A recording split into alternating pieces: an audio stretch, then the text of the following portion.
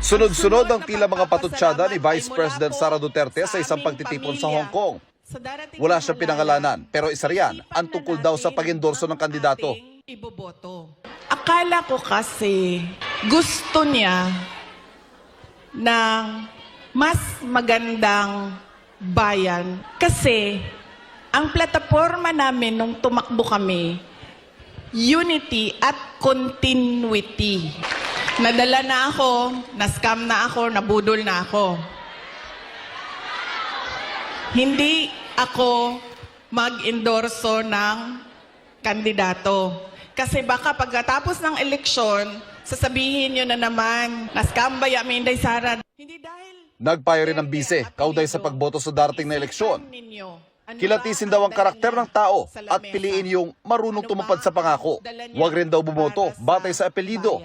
Ako ay produkto din ng political dynasty. Galing ako sa pamilya ng mga politiko. Hindi dahil Duterte ang apelyido ay iboboto na ninyo. Kailangan pag-isipan din natin. Kaya dapat, Nagbabala rin ng bise sa anyay paraan ngayon ng ilang politiko para mamili ng boto. Mga anak, huwag natin ibenta ang boto natin. Legitimate na ang vote buying. Nakatago siya sa...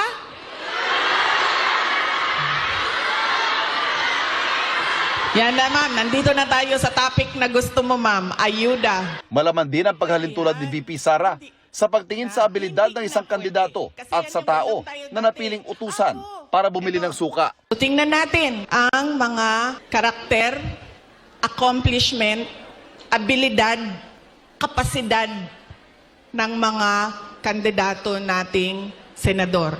Kapag inutusan yan bumili ng suka, automatic na yan, may abilidad na yan. Hindi malinaw kung may kaugnayan yan sa patutsada ni Pangulong Marcos sa isang proclamation rally sa Ilocos Norte. Nagtataka nga ako, parang yung mga iba na naging kandidato, nag-deliver lang yata ng suka, nabigyan na ng certificate of candidacy. Tila may pahaging din si Duterte kaugnay sa eleksyon 2028.